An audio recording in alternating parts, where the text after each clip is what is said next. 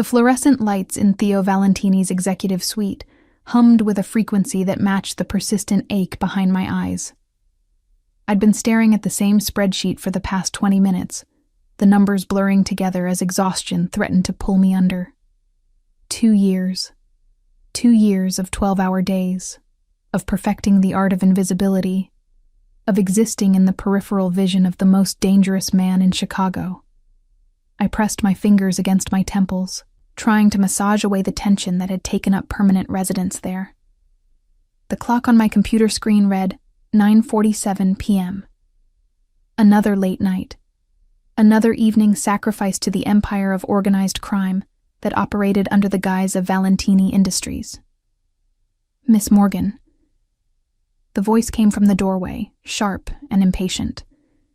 Marco Ricci, Theo's right-hand man, stood there with his perpetual scowl.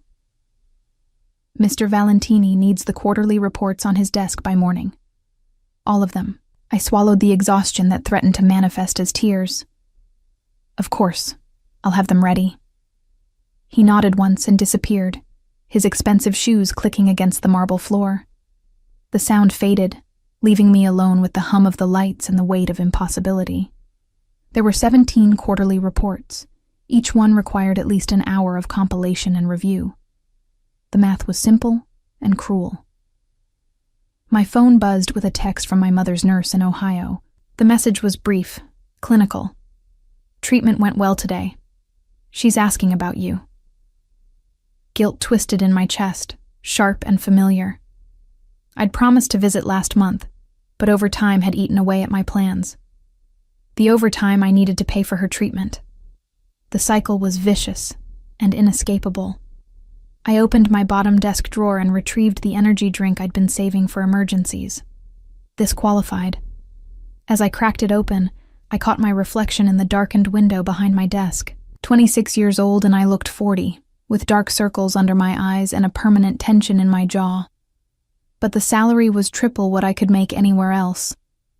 The benefits were extraordinary, and I'd learned not to ask questions about why a construction and import company needed this level of financial security, or why armed men occasionally visited the executive floor, or why certain meetings resulted in hushed phone calls in Italian and men leaving with grim expressions. I knew what Theo Valentini was. Everyone in Chicago knew, even if they pretended not to. The newspapers called him a prominent businessman and civic leader. The streets called him something else entirely. But he paid his bills on time and never bounced a check, which was more than I could say for most legitimate employers I'd worked for. The first report took 43 minutes. My fingers flew across the keyboard with practiced efficiency, pulling data from multiple sources, cross-referencing numbers, highlighting discrepancies that Theo would want addressed. I'd learned his preferences through trial and error, through terse corrections, and the occasional grunt of approval that I'd learned to interpret as praise. At 11:15 p.m., I heard the elevator chime. My heart rate kicked up automatically, a Pavlovian response I'd never been able to control.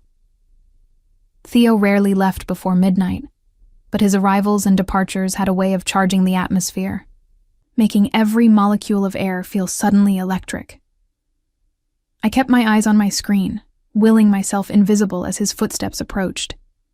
He would walk past my desk, as he always did, perhaps with a curt nod if he was feeling particularly communicative. He would enter his office, close the door, and I would continue to not exist in his world. Except tonight, the footsteps stopped. I looked up slowly, my breath catching despite my best efforts at professional composure. Theo Valentini stood 3 feet from my desk, his dark suit immaculate despite the late hour, his tie loosened just enough to reveal the strong column of his throat. At 34, he carried himself with the confidence of a man who'd never heard the word no, and meant it. His eyes, storm gray and penetrating, swept over me with an intensity that made my skin feel too tight. I'd been on the receiving end of those eyes exactly 3 times in 2 years. During my interview, during my 6-month review, and during my 1-year review. Each time, I'd felt like he could see straight through me, cataloging every secret and weakness. "You're still here," His voice was a low rumble, accented with the faintest trace of Italian that only emerged when he was tired or angry. I cleared my throat, attempting to sound professional rather than breathless. Marco said you needed the quarterly reports by morning. I'm almost finished with the third one. Something flickered across his face, too quick to identify. All 17? Yes, sir. He was silent for a long moment, his gaze dropping to the empty energy drink can on my desk, then to the stack of files beside my computer, then back to my face. I resisted the urge to fidget under that scrutiny, to touch my hair or smooth my skirt, or do any of the nervous things my body wanted to do. How long have you worked for me, Miss Morgan? The question surprised me. 2 years next month. And in those 2 years, have I ever asked you to complete an impossible task? I hesitated, unsure where this was going. You've asked for difficult tasks, but never impossible ones. 17 reports in. He checked his watch, the Patek Philippe catching the light. 7 hours is impossible. I can do it. The words came out more defensive than I intended. His jaw tightened almost imperceptibly. I'm sure you believe that. However, I prefer my employees functional rather than martyred. Complete what you can tonight. The rest can wait until tomorrow. It was the longest conversation we'd ever had. Also the kindest thing he'd ever said to me. I wasn't sure how to respond. Thank you, sir. He nodded once and turned toward his office. I released the breath I'd been holding, my hands trembling slightly as I returned my attention to the report on my screen. But I felt his gaze on me, a physical weight that made the hair on the back of my neck stand up. Miss Morgan. I looked up again. He stood in his doorway, silhouetted by the soft lighting of his office. Go home at midnight. That's not a suggestion. Then he was gone, the door closing behind him with a soft click that somehow felt louder than a slam. I stared at the closed door, my heart doing something complicated in my chest. In 2 years, Theo Valentini had never expressed concern for my well-being, had never acknowledged that I might have limits or needs beyond producing perfect work, had never looked at me the way he just had, like I was something more than a piece of office furniture. I shook my head, dismissing the flutter of warmth in my stomach. He was my employer, a dangerous one, a criminal one, and I was nothing to him except a competent secretary who kept his legitimate business running smoothly while he did God knows what in the shadows. I finished 6 reports by midnight, each one as thorough as if I'd had all the time in the world. As I packed up my desk, I noticed a light still burning under Theo's door. He was still working, still building his empire, still being the man that half of Chicago feared and the other half pretended not to know existed. The next morning, I arrived at 7:30 a.m. to find a coffee from my favorite shop sitting on my desk, still hot. No note, no explanation, but I knew it hadn't appeared by magic. I sipped it slowly, letting the warmth spread through me, trying not to read too much into a simple gesture, trying not to remember the way he'd looked at me last night, like he'd suddenly remembered I was human. The morning passed in a blur of phone calls and emails. Theo had meetings all day, legitimate ones with contractors and suppliers, less legitimate ones with men who entered through the private elevator and left without signing in. I coordinated it all with the efficiency I'd perfected over 2 years, an invisible conductor of a dangerous orchestra. At 2:00 p.m., Marco appeared at my desk. Mr. Valentini wants you in the conference room. My stomach dropped. The conference room? Not his office? Conference room. Now. I gathered my tablet and notebook, my mind racing. In 2 years, I'd never been summoned to the conference room. That space was reserved for important meetings, for negotiations and decisions that shaped the direction of his empire. Secretaries didn't attend those meetings. The conference room was on the opposite end of the executive floor, a massive space with floor-to-ceiling windows overlooking the Chicago skyline. When I entered, I found Theo seated at the head of the table with 3 other men. Two I recognized as regular associates, one I'd never seen before. The stranger was younger than the others, maybe early 30s, with the kind of polished good looks that came from expensive grooming and confidence. He turned as I entered, his eyes lighting with interest that made my skin crawl. "Ah, the secretary." His voice carried a hint of amusement. "You didn't mention she was so beautiful, Valentini." I kept my expression neutral, professional, as I'd learned to do when men looked at me like I was something to be consumed. I moved to the corner of the room where I usually positioned myself during the rare meetings I was asked to attend, close enough to hear, but far enough to be forgotten. "Miss Morgan handles my scheduling and correspondence," Theo said, his voice flat. "She's here to take notes." The stranger's smile widened. "Just scheduling? Seems like a waste of resources."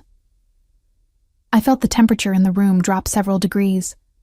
The two associates suddenly found their paperwork fascinating. Theo's expression remained perfectly controlled, but something dangerous flickered in his eyes. "Miss Morgan's responsibilities are clearly defined and none of your concern, Caruso." Caruso. I recognized the name now. Vincent Caruso, the son of a rival family trying to broker some kind of alliance with Theo's organization. This meeting was important, delicate, and I was somehow in the middle of it. Of course. Caruso held up his hands in mock surrender. "I meant no disrespect. I just wondered, does your beautiful secretary have a boyfriend? Because if not, I'd love to—" The sound of Theo's hand slamming on the table cut through the air like a gunshot. Papers jumped. The associates flinched. I froze, my pen hovering over my notebook. "This meeting is over." Theo's voice was lethal, each word enunciated with deadly precision. "Gentlemen, show Mr. Caruso out. Now." "But we haven't finished," Caruso began. "Out." The associates moved with practiced efficiency, flanking Caruso and guiding him toward the door. He went without further protest, though confusion and anger warred on his face. The door closed behind them, leaving me alone with Theo in the sudden, suffocating silence. I should leave. I should excuse myself and return to my desk and pretend this hadn't happened. But my legs wouldn't cooperate, rooted to the spot by something in the air, something electric and dangerous that made my pulse race. Theo stood slowly, his movements controlled but predatory. He walked around the table, each step measured and deliberate, until he stood directly in front of me. Close enough that I could smell his cologne, something expensive with notes of cedar and smoke. Close enough that I had to tilt my head back to maintain eye contact. "Mr. Valentini, 2 years. His voice was low, almost a growl. 2 years I've watched you walk past my office. 2 years I've heard your voice on the phone. 2 years I've smelled your perfume and pretended not to notice. My breath caught in my throat. This couldn't be happening. Theo Valentini didn't notice his secretary. Theo Valentini barely acknowledged my existence. "I don't understand," I whispered. He moved closer, backing me against the wall. His hands came up on either side of my head, caging me in. Not touching me, but close enough that I could feel the heat radiating from his body. "You think I didn't see you?" His eyes searched mine, intense and burning. "You think I didn't notice? I notice everything about you, Tessa. Every fucking thing." He'd never used my first name before. The sound of it on his lips sent a shiver down my spine that had nothing to do with fear. "Then why?" "Because you work for me." His jaw tightened. "Because you're good at your job and I didn't want to lose that. Because I thought I could control it, could keep you at a distance." His thumb traced my lower lip, the touch sending electricity through my entire body. "But then that bastard asked if you had a boyfriend, looked at you like you were something he could take, and I saw red." My heart hammered against my ribs. This was insane. This was my boss, my dangerous, criminal boss, who was currently pinning me against a wall and looking at me like he wanted to devour me. "You're mine, Tessa." The words came out rough, possessive. "You've been mine since the moment you walked into your interview wearing that blue dress and tried so hard to look confident. Mine since you stayed late that first week without being asked. Mine since you learned how I take my coffee without me ever telling you." His other hand cupped my face, forcing me to meet his gaze. "Tell me you feel it too. Tell me these 2 years haven't just been hell for me." I should lie. I should push him away. I should remember that I need this job, that he's dangerous, that this could ruin everything. But God help me. I'd been lying to myself for 2 years. "I feel it," I breathed. The confession hung between us like a live wire, sparking and dangerous. Theo's thumb continued its torturous path along my lower lip, his eyes darkening with something that made my knees weak. "Say it again." His voice was rough, commanding. "I need to hear you say it again. I feel it." The words came easier this time, 2 years of denial crumbling under the intensity of his gaze. I've felt it since the beginning. I thought I was going crazy. A sound escaped him, somewhere between a growl and a laugh. "Crazy. Christ, Tessa. You have no idea what you've done to me. Sitting at that desk every day, so professional, so untouchable. Do you know how many times I've wanted to sweep everything off it and—" He cut himself off, his jaw clenching as he fought for control. His hand dropped from my face and he stepped back, putting necessary distance between us. The loss of his warmth felt like a physical blow. "This complicates things." He ran a hand through his dark hair, disheveling the perfectly styled strands. "You work for me. There are rules, expectations, and my life." He gestured vaguely, encompassing everything his life entailed. "My life isn't safe for someone like you." Reality crashed back in, cold and unforgiving. He was right. This was impossible. I needed this job, needed the salary that paid for my mother's treatment, kept a roof over my head, gave me a future. And he was Theo Valentini, a man whose business dealings included things I deliberately didn't think about, whose associates carried guns and spoke in code, whose enemies occasionally ended up in the Chicago River. I know. I straightened my spine, calling on every ounce of professionalism I possessed. "You're right. We should forget this happened. I'll go back to my desk and—" "I didn't say I was letting you go." His eyes locked on mine, stormy and intense. "I said it complicates things. There's a difference." My pulse jumped. "What are you saying?" "I'm saying that I've spent 2 years keeping my distance. 2 years of discipline and control. And in 30 seconds, Vincent Caruso destroyed all of that by looking at what's mine." He moved closer again, not touching but close enough that I had to tilt my head back. "I don't share, Tessa. I don't lose. And I sure as hell don't let other men think they have a chance at something that belongs to me." "I don't belong to anyone," I said, trying to sound firm even as my body betrayed me, leaning into his proximity. His smile was dark, predatory. "Don't you? Then why is your pulse racing? Why are your pupils dilated? Why are you breathing like you've just run a marathon?" His hand came up to rest against the wall beside my head. "Your body knows the truth even if your mind is still fighting it." He was right, and I hated him for it.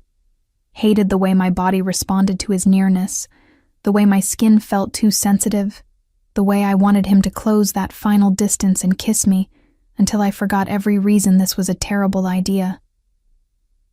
"What do you want from me?" I whispered. "Everything." The word was simple, absolute. "But we'll start with dinner." I blinked, thrown by the sudden shift to normalcy. "Dinner? Tomorrow night, 8 o'clock. I'll pick you up." It wasn't a request. "Mr. Valentini.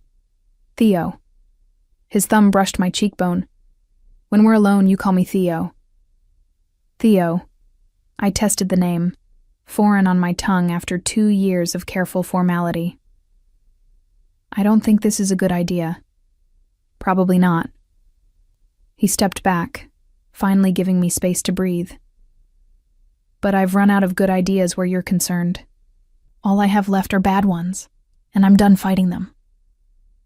He returned to the conference table, gathering the papers that had scattered when he'd slammed his hand down. When he looked at me again, his expression had shifted, returning to the controlled mask I was familiar with. But I could see the cracks now, the heat simmering beneath the surface. Return to your desk, Miss Morgan. Finish the quarterly reports at your own pace. And tomorrow night, wear something nice. He paused at the door. But not too nice. I have very little self-control where you're concerned, and I'd prefer our first date to actually include dinner. He left me standing there, trembling and confused, and more alive than I'd felt in years. The rest of the day passed in a haze. I returned to my desk and attempted to focus on work, but my mind kept replaying the scene in the conference room. The way he'd looked at me, the things he'd said, the promise in his voice when he'd called me his. At 5:30 p.m., as I was packing up my desk, Marco appeared. His expression was unreadable as he placed a small box on my desk. From Mr. Valentini. I opened it with shaking hands to find a new phone, top of the line, already activated. A note inside read, "Your number is already programmed in. So is mine. I expect you to answer when I call. T." I looked up at Marco, questions forming, but he was already walking away. That evening, in my tiny studio apartment in a neighborhood that Theo probably had his men patrol, I stared at the new phone like it might bite me. It rang at exactly 8:09 p.m. "Hello? Did you eat dinner?" Theo's voice, deeper over the phone, sent shivers down my spine. Yes. I made pasta." "What kind?" The question was so mundane, so normal that I almost laughed. "Spaghetti aglio e olio. Why?" "I'm learning about you. What you eat, what you like, what makes you smile." A pause. "I've wasted 2 years, Tessa." "I'm not wasting any more time." We talked for an hour, about nothing and everything. He asked about my mother, and I found myself telling him about her illness, the medical bills, my guilt about being so far away. He listened without judgment, without offering empty platitudes. "She's proud of you," he said finally. "For surviving in a city like this, for working as hard as you do, for being strong enough to ask for help when you needed it."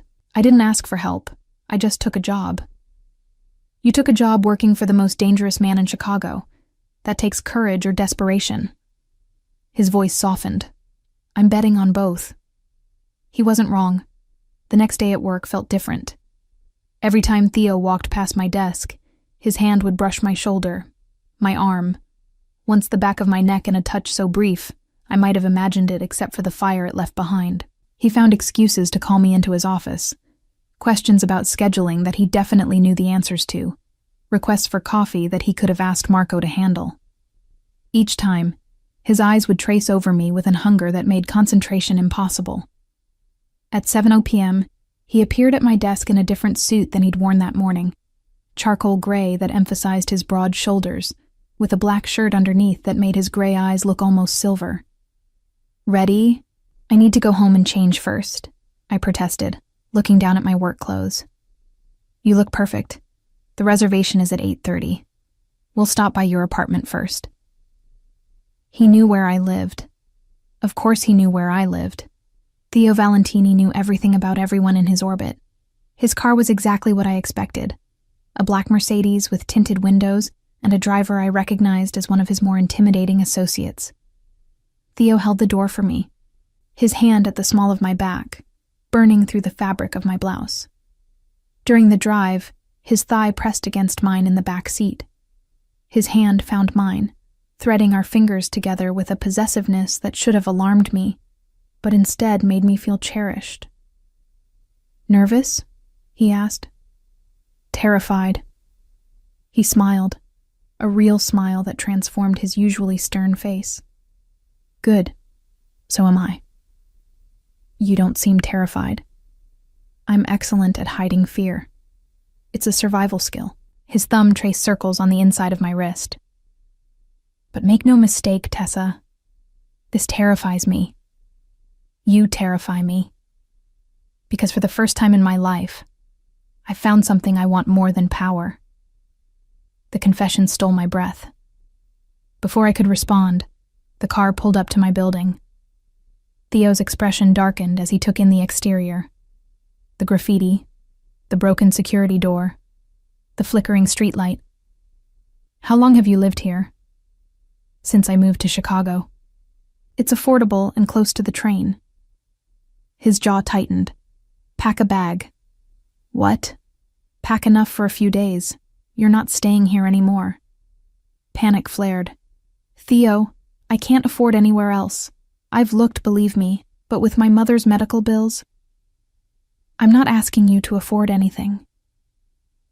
His eyes met mine, intense and unyielding. I'm telling you that you're not spending another night in this neighborhood. I have a building downtown, secure, safe. There's a vacant unit. It's yours. I can't accept that. Yes, you can. You will. He cupped my face, forcing me to look at him. I told you yesterday. You're mine now. That means I protect what's mine. And I sure as hell don't let what's mine live somewhere that makes me want to post armed guards in the hallway. This is too much, too fast. Probably. But I don't do anything halfway, Tessa. You should know that about me. In the end, I packed a bag. Because the truth was, I'd been afraid in this apartment since the day I moved in. Afraid of the sounds in the hallway, the broken locks, the men who sometimes gathered on the corner at night. And because something in Theo's eyes told me that refusing him this would hurt him in a way that had nothing to do with ego. The restaurant was exclusive, the kind of place that required reservations months in advance. We were seated in a private corner, secluded from the main dining room. Theo ordered in flawless Italian, his accent more pronounced as he spoke to the server. You speak Italian, I observed. My father insisted, said a man should know the language of his heritage. Something dark crossed his face. He insisted on a lot of things. Is he still alive? No. He died when I was 22. Left me his empire and all the responsibilities that came with it. He took a sip of wine. I wasn't ready, but you don't get to choose when power falls into your lap. You either grab it or it destroys you. Do you ever wish you'd walked away? Chosen something else? His smile was bitter. Every day. But wishing doesn't change reality. This life, this business, it's who I am. I've made peace with that. The food arrived, course after course of perfectly prepared Italian cuisine. We talked between bites, the conversation flowing easier than I expected. He asked about my childhood in Ohio, my decision to move to Chicago. My dreams before reality forced me to abandon them. I wanted to be a teacher, I admitted. Elementary school. I loved working with kids, seeing them learn, watching that moment when something clicks and they understand. Why didn't you? My mother got sick the summer before my senior year of college. I dropped out to take care of her, used my tuition money for her treatment. By the time she was stable enough for me to leave, I had debt instead of a degree. I shrugged. Life had other plans. Theo's hand covered mine on the table. You sacrificed your dreams for her. That's not nothing, Tessa. That's everything. Dessert arrived, tiramisu that melted on my tongue. Theo watched me eat, with an intensity that made me self-conscious. What? I asked. I'm memorizing you. The way you close your eyes when something tastes good. The little sound you make in the back of your throat. The way your lips curve when you smile. His voice dropped lower. I told you. I've wasted 2 years. I'm making up for lost time. Heat flooded through me. Theo, I want to kiss you. His eyes locked on mine. I've wanted to kiss you since yesterday, since last year, since the day you walked into my office wearing that blue dress. Then why haven't you? Because once I start, I'm not sure I'll be able to stop. And we're in public, and you deserve better than me losing control in the middle of a restaurant. The ride to his building downtown was torture. His hand rested on my thigh, not moving, just claiming. The heat of his palm burned through my skirt. I could feel his restraint, see the tension in his shoulders, the tightness of his jaw. The apartment he'd arranged for me was on the 20th floor, with floor-to-ceiling windows overlooking the city. It was furnished, elegant, larger than anywhere I'd ever lived. The building has 24-hour security, Theo explained, showing me the security features. Marco lives on the 15th floor. My penthouse is on the 40th. He handed me a keycard. This will get you anywhere in the building, including the private elevator to my place. I can't afford this. Consider it part of your benefits package. He moved closer, backing me against the kitchen counter. I take care of what's mine, Tessa. Get used to it. His hand cupped the back of my neck, tilting my head up. Tell me to leave. Tell me you need time, space, boundaries. Tell me anything except what I want to hear. What do you want to hear? That you want this as much as I do. That these 2 years have been as agonizing for you as they've been for me. That you're ready to stop fighting this thing between us. I should tell him to leave. Should establish boundaries. Take things slow. Be reasonable. But I was so tired of being reasonable, of sacrificing, of denying myself anything good, because life had taught me that good things always came with a price. Kiss me, I whispered. He didn't need to be told twice. His mouth crashed against mine, hungry and demanding. His hands framed my face, angling me exactly where he wanted me. I gasped against his lips and he took advantage, deepening the kiss until I couldn't think, couldn't breathe, couldn't remember why this was supposed to be a bad idea. When he finally pulled back, we were both breathing hard. His forehead rested against mine, his thumb tracing my swollen lower lip. 2 years, he murmured. 2 years I've wondered if you'd taste this good. Reality exceeds imagination. Theo, I should go. But he didn't move. If I stay, I won't be able to keep my hands off you, and you deserve more than a rushed first time against your kitchen counter. Maybe I don't want to wait. His eyes darkened dangerously. Don't tempt me, Tessa. I'm barely holding on as it is. He kissed me again, softer this time, almost reverent. Then he stepped back, putting necessary distance between us. Tomorrow morning, Marco will pick you up for work. You're not taking the train anymore. He moved toward the door. And Tessa? Lock the door behind me. Use the security system. I'll know if you don't. After he left, I leaned against the closed door, my lips still tingling from his kisses. My phone buzzed with a text. Sleep well, Bella Mia. Tomorrow, I show you what it means to be mine. T. I had no idea what I'd gotten myself into. But God help me, I wanted to find out. I didn't sleep well. How could I, when every time I closed my eyes I felt Theo's hands on my face, his mouth claiming mine with a hunger that left me breathless. The new apartment was silent in a way my old place never was. No sirens, no shouting neighbors, no footsteps in the hallway that made me check the locks twice before bed. Here, 20 floors above the city, I felt suspended in a different world. Theo's world. My phone buzzed at 6:00 a.m. with a text from a number I didn't recognize. Marco. Lobby in 1 hour. I showered quickly. The water pressure alone worth the moral compromise of accepting this apartment. As I dried off, I caught sight of myself in the mirror. My lips were still slightly swollen from Theo's kisses. There was a faint mark on my neck where his thumb had pressed. Not quite a bruise, but evidence nonetheless. Evidence that last night had been real. I dressed carefully. A burgundy sheath dress that was professional but fitted. The kind of thing I'd bought months ago but never had the courage to wear. Today felt different. Today I wasn't trying to be invisible. Marco was waiting in the lobby at exactly 7 a.m., his expression as unreadable as ever. He held the car door open without a word, and I slid into the back seat of the black Mercedes. "Good morning," I ventured. "Miss Morgan." He started the engine. "Mr. Valentini asked me to ensure you understand the building's security protocols. You have 24-hour access to his private gym, the rooftop terrace, and the business center. Any maintenance issues should be reported directly to building management. They've been instructed to treat your requests as priority." "That's not necessary. It's already arranged." His eyes met mine in the rearview mirror. "Mr. Valentini takes care of his people.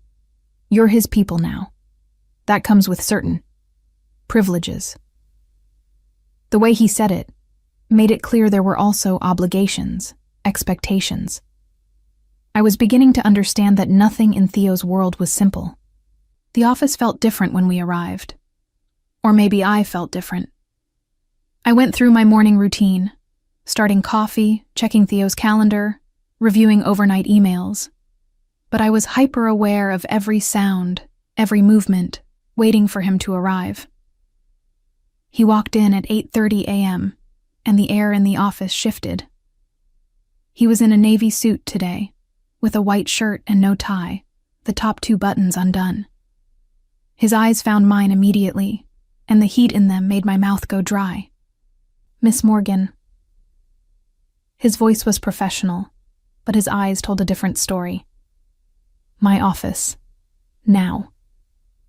I gathered my tablet and followed him, acutely aware of Marco's knowing look. The moment Theo's office door closed behind us, he was on me. His hands framed my face as he kissed me with a desperation that stole my breath. "Missed you," he murmured against my lips. "All night, I kept thinking about how you tasted, how you sounded when you gasped my name. Theo, we're at work. I don't care." His mouth moved to my neck, finding that sensitive spot below my ear that made my knees weak. "I've spent 2 years caring about propriety and professionalism. I'm done with that." His hands slid down my sides, resting on my hips. "This dress. Christ, Tessa. Are you trying to kill me? I thought you'd like it." "Like it?" He pulled back to look at me, his eyes dark. "I want to peel it off you slowly and map every inch of skin underneath, but we have a problem." "What problem?" "I have meetings all morning, including one with the Caruso family to smooth over yesterday's incident." His jaw tightened. "Vincent will be there with his father. I need you to stay away from the conference room. Actually, I need you to stay locked in here until they leave." "That's ridiculous. I have work to do." "Tessa." His voice was steel. "I barely controlled myself yesterday when he looked at you. If he so much as speaks your name today, I'll put a bullet in him, alliance be damned. So unless you want to witness a murder, you'll stay in my office." The casual way he referenced killing someone should have terrified me. Instead, a dark thrill ran through me at the possessiveness in his voice, the barely leashed violence simmering beneath his controlled exterior. "Okay," I whispered. He kissed me again, softer this time. "I'll have lunch brought up. We'll eat together, just us." His thumb traced my lower lip. "And tonight, I'm taking you somewhere. Somewhere I can touch you without worrying about propriety or witnesses." "Where?" "You'll see." He stepped back reluctantly. "Work from here today. If you need anything, text me. Don't leave this office until I come back for you." The morning crawled by. I worked from Theo's desk, the leather chair still warm from where he'd sat earlier, smelling faintly of his cologne. Through the closed door, I could hear muffled voices, meetings happening, business being conducted, the machinery of his empire turning. At 11 p.m., I heard raised voices from the conference room. Italian, spoken too rapidly for me to follow, but the anger was unmistakable. Then Theo's voice, cold and commanding, cutting through the chaos. Silence followed. My phone buzzed. Stay put. Everything's fine. At 12:30 p.m., he returned. His expression was dark, his movements tight with barely contained fury. He locked the office door behind him. "What happened?" I asked. Vincent suggested that perhaps my attachment to you was clouding my judgment, that I was letting personal feelings interfere with business. He loosened his collar, the gesture violent. His father agreed, said I should share the wealth to maintain good relations between our families. Ice flooded my veins. They want nothing, because I made it very clear that you are non-negotiable, that any man who looks at you wrong will answer to me personally. He moved to the window, his shoulders rigid. I may have jeopardized a multi-million-dollar alliance. My advisors think I'm losing my mind. Are they right? He turned to face me, his expression raw. Probably. But I don't care. You're worth more than any alliance, any deal, any amount of money or power. He crossed the room in 3 strides. Do you understand what you've done to me? I've built my entire life on control, on strategy, on never letting emotion cloud judgment.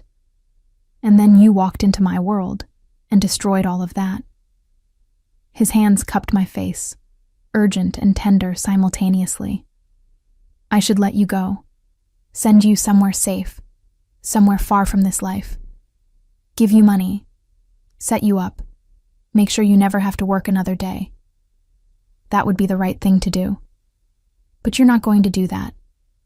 No, his forehead pressed against mine, because I'm selfish, because I've tasted you now and I can't imagine going back. Because the thought of you with anyone else makes me want to burn the world down. I don't want to be sent away. You should. You should run from me as fast as you can. But I won't. I met his eyes, seeing the darkness there, the danger, the barely controlled violence, and I stayed anyway.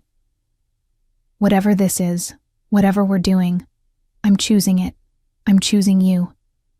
Something broke in him. He kissed me with a desperation that bordered on violence, his hands tangling in my hair, his body pressing me against the desk. Papers scattered. I didn't care.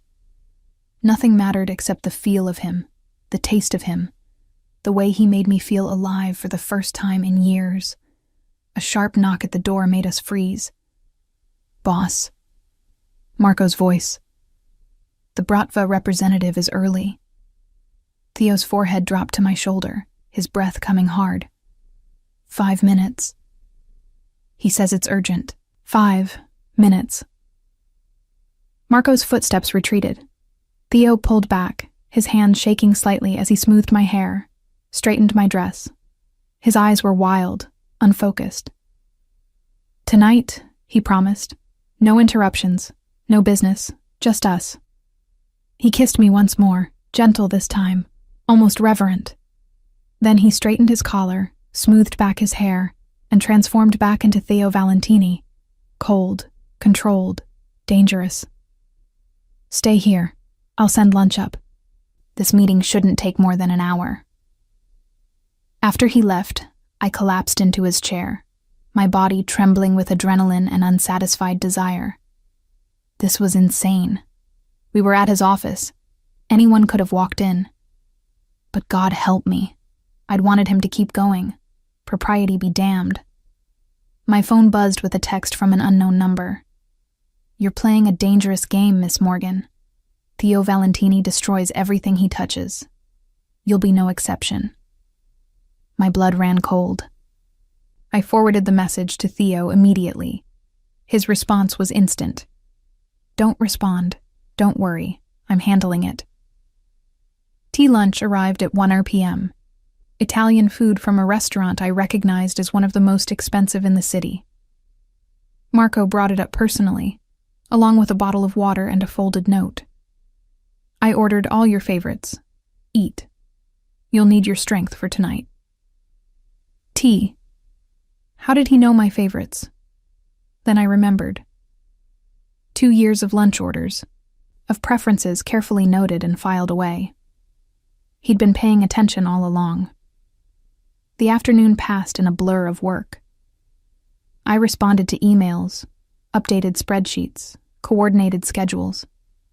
Normal tasks in an increasingly abnormal situation. Every time my phone buzzed, my heart jumped, hoping it was Theo, fearing it was another threatening message. At 5:30 p.m., he appeared in the doorway. Ready? Where are we going? Home, my home. He offered his hand. I want to show you something. The penthouse occupied the entire 40th floor. When the private elevator doors opened, I stepped into a space that was more museum than apartment. Floor-to-ceiling windows offered panoramic views of Chicago. Modern art hung on walls painted in shades of gray and cream. Everything was immaculate, expensive, and oddly impersonal. This is where you live. This is where I sleep. I wouldn't call it living. He led me through the main room to a set of double doors. But there's one room that's different. He opened the doors to reveal a library. Unlike the rest of the penthouse, this room felt lived in. Books lined every wall, worn spines suggesting they'd been read multiple times.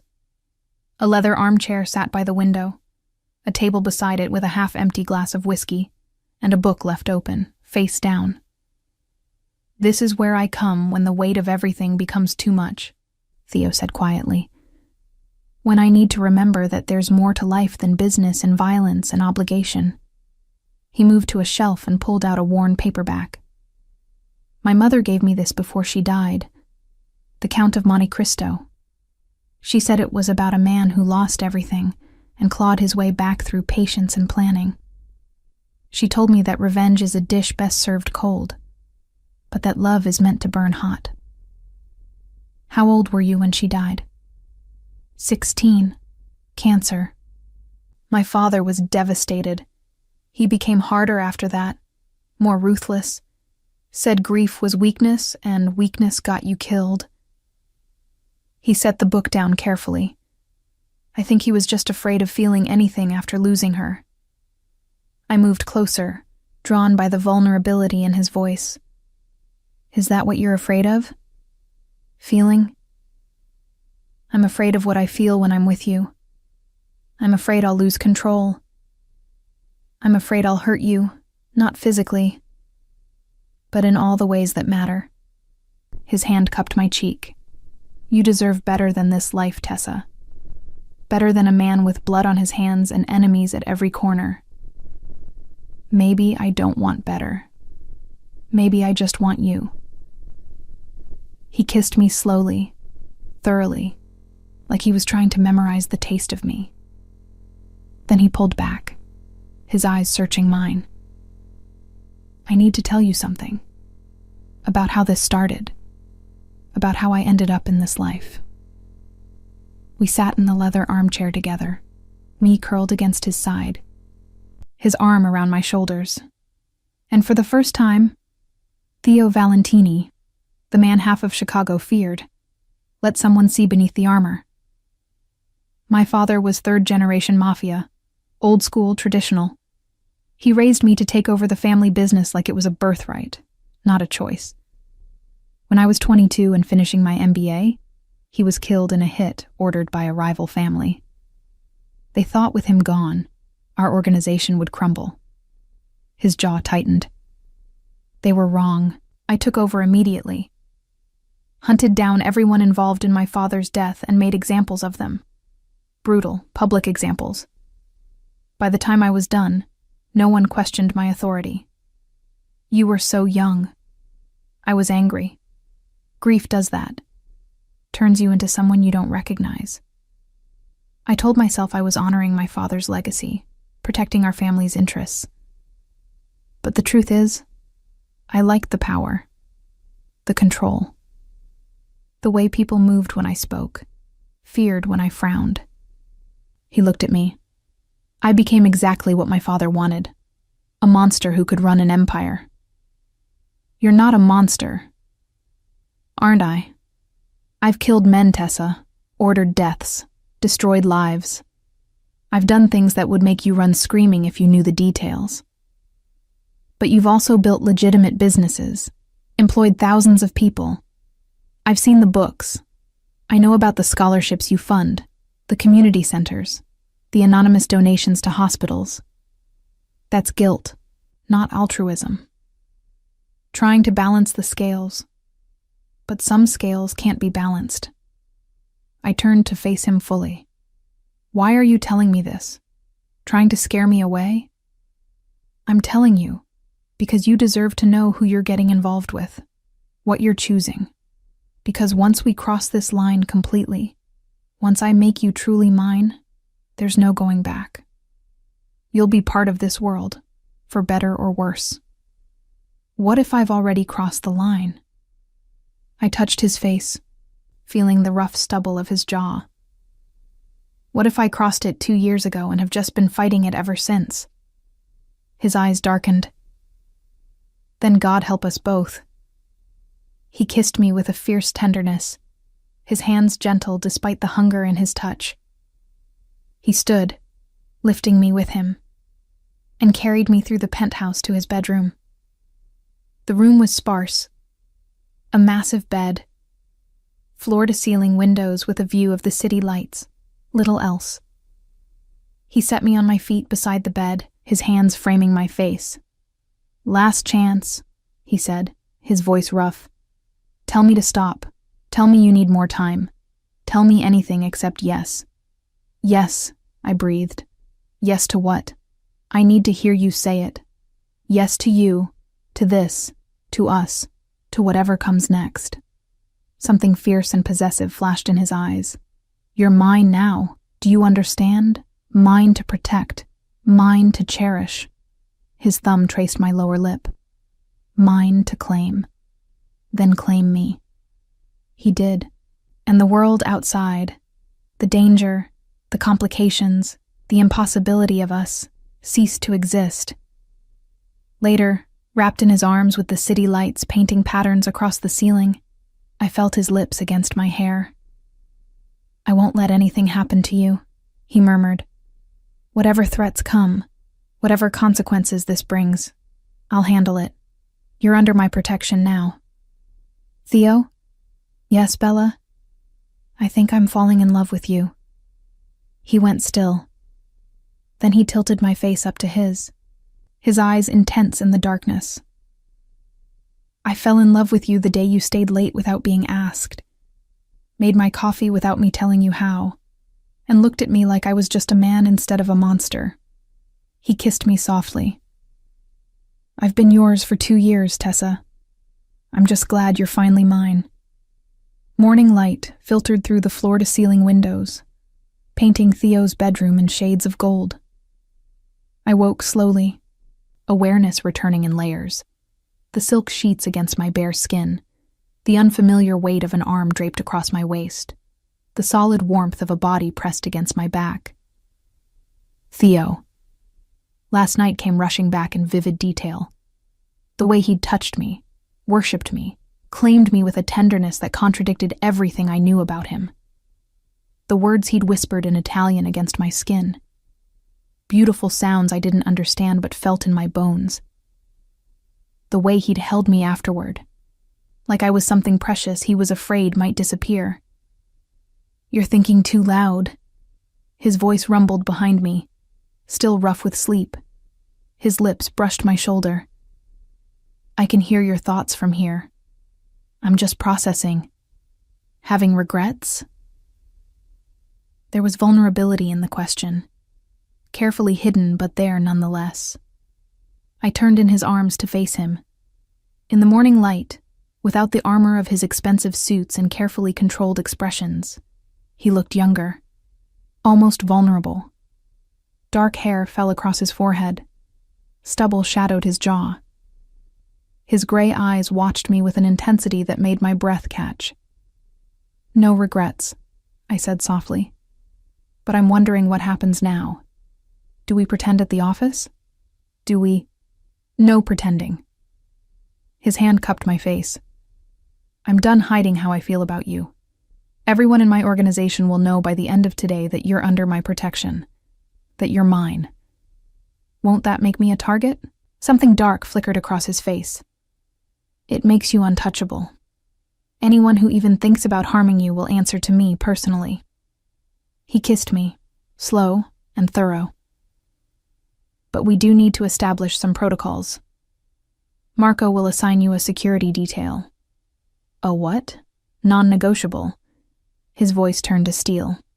"You're connected to me now. That comes with risks. I won't take chances with your safety."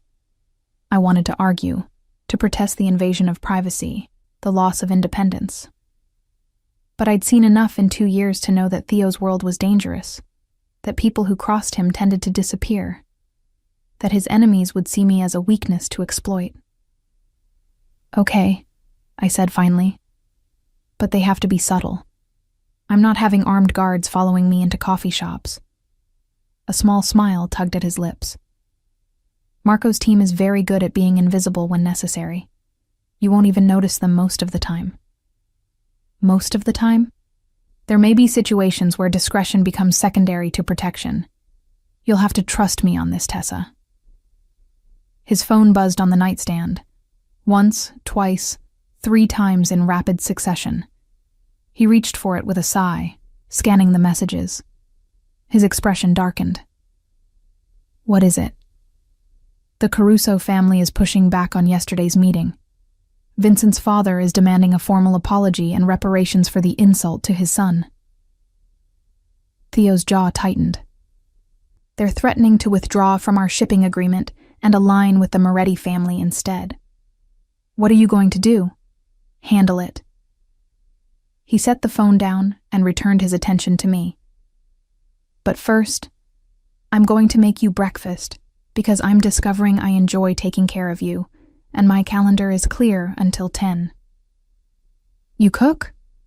"My mother insisted, said a man who couldn't feed himself was no man at all." He slid out of bed unself-consciously, pulling on black boxer briefs that did nothing to hide his perfect form. "Stay here. I'll bring it up." I watched him leave, then rolled onto my back, staring at the ceiling. This was insane. 24 hours ago, I'd been his invisible secretary. Now I was in his bed, wearing his protection like armor, stepping into a world I didn't fully understand. My phone buzzed from the nightstand where I'd left it last night. A text from Marco. Security detail assigned. "Officer Chen will introduce herself when you arrive at the office. She'll be your primary protection." Then another text from an unknown number. "Enjoy it while it lasts." Theo always gets bored of his toys eventually. My blood ran cold. I deleted the message immediately, but my hands were shaking. Who was sending these? And how did they have my number? Theo returned 20 minutes later with a tray, perfectly scrambled eggs, crispy bacon, fresh fruit, and coffee made exactly how I liked it. He'd pulled on gray sweatpants that hung low on his hips, leaving his chest and abdomen bare. Defined muscles moved under tanned skin, and I caught sight of a scar along his ribs. Long, jagged, the kind made by a knife rather than a surgeon. What happened? I touched the scar gently. 5 years ago. Disagreement with a rival organization. He thought a blade would make his point more effectively than words. Theo's voice was casual, but his eyes had gone cold. He was wrong. Did you? Yes. No hesitation, no remorse. He came at me with a knife. I defended myself with a gun. The outcome was predictable. I should have been horrified. Should have seen that moment for what it was, a glimpse into the violence that defined his life. Instead, I found myself tracing the scar, this evidence that he was mortal, that he'd been hurt and survived.